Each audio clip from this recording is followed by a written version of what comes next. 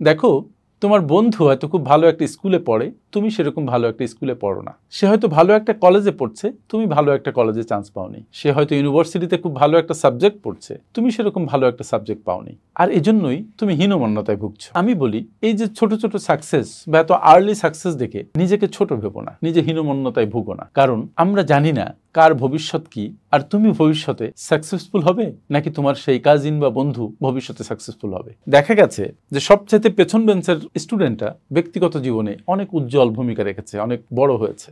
যে ছেলেটার মাথায় পড়াশোনা মোটে ঢুকতো না, সে এখন বড় লিডারে পরিণত হয়েছে। তারপরে যে মেয়েটা স্কুলে কারোর সাথে কথা বলতো না, এখন সে বড় বক্তা। সুতরাং তুমি কারোর আর্লি সাকসেস দেখে নিজেকে ছোট ভেবো না, বরং নিজের চেষ্টা চালিয়ে যাও। তুমি হয়তো একদিন অনেক বড় মানুষে রূপান্তরিত হবে। তবে সময়কে মূল্য দিতে শেখো এবং নিজের সামর্থ্যকে কাজে লাগানোর অভ্যাস তৈরি করো। ডিসিপ্লিনড লাইফ লিড করো। প্রতিদিন ওয়ার্ক করতে থাকো। Thank you.